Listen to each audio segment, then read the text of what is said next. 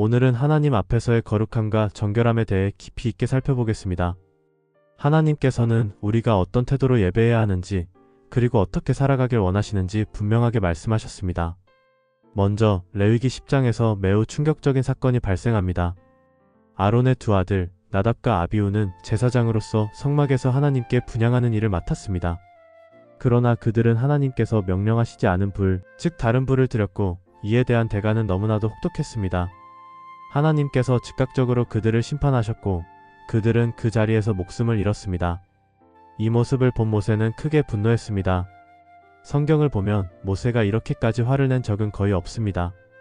대표적으로 출애굽기 32장에서 이스라엘 백성이 금송아지를 만들어 우상을 숭배했을 때 모세는 분노하며 십계명이 새겨진 돌판을 깨뜨렸습니다.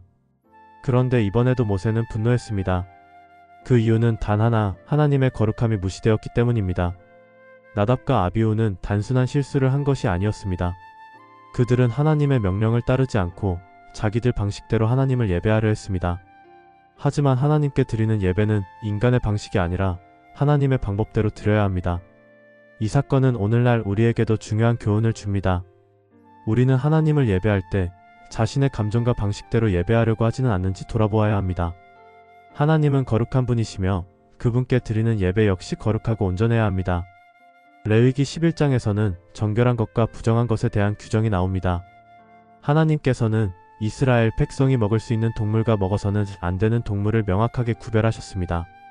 예를 들어 굽이 갈라지고 되새김질을 하는 소, 양, 염소 같은 동물은 먹을 수 있었지만 낙타나 돼지처럼 굽이 갈라지지 않거나 되새김질을 하지 않는 동물은 부정하다고 여겨졌습니다. 또한 바닷속 생물 중에서도 비늘과 지느러미가 있는 생선은 먹을 수 있지만 새우나 오징어 같은 해산물은 금지되었습니다. 이 규례들은 단순한 식습관 문제가 아닙니다. 하나님께서는 그분의 백성이 세상과 구별된 삶을 살기를 원하셨습니다. 부정한 음식과 정결한 음식을 구분하는 일은 단순히 건강을 위해서가 아니라 하나님의 명령에 순종하는 삶을 훈련하는 과정이었습니다. 레위기 12장에서는 출산 후 여인의 정결 규례가 기록되어 있습니다. 아들을 출산한 산모는 7일 동안 부정한 상태가 되고 8일째 되는 날 아들에게 할례를 행해야 합니다. 이후 33일 동안 격리 기간을 가진 뒤 성전에 나아가 속죄제와 번제를 드리고 정결하게 됩니다. 즉 총 40일이 지나야 성전에 들어갈 수 있었습니다.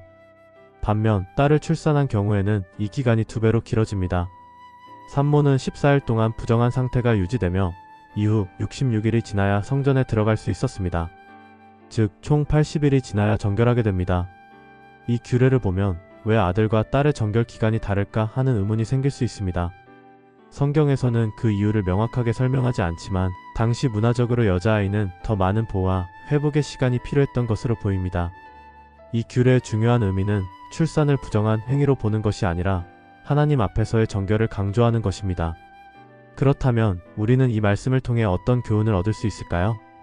첫째, 하나님께 예배드릴 때는 우리의 방식이 아니라 하나님의 방법을 따라야 합니다. 나답과 아비후처럼 자신의 방식으로 하나님을 섬기려는 태도는 위험합니다. 하나님께서 원하시는 방법대로 예배하는 것이 중요합니다. 둘째, 하나님은 우리가 거룩한 삶을 살기를 원하십니다. 정결한 음식과 부정한 음식을 구별하셨던 것처럼 우리는 세상의 가치관과 다른 기준으로 살아야 합니다. 셋째, 하나님은 우리의 몸과 삶까지도 세심하게 돌보시는 분입니다. 출산 후 정결 규례를 통해 하나님께서 여인의 회복을 얼마나 중요하게 여기셨는지 알 수 있습니다. 레위기의 모든 규례는 단순한 율법이 아닙니다. 이것은 하나님이 우리를 얼마나 사랑하시는지를 보여주는 거룩한 원칙입니다. 하나님은 우리가 세상과 구별된 삶을 살기를 원하십니다. 그리고 그분의 방법대로 살아갈 때 우리는 하나님과 더욱 가까워질 수 있습니다. 여러분은 어떻게 생각하시나요? 오늘날 우리는 하나님을 어떻게 예배하고 있을까요? 우리의 신앙과 삶을 돌아보며 하나님의 뜻대로 살아가는 우리가 되기를 소망합니다.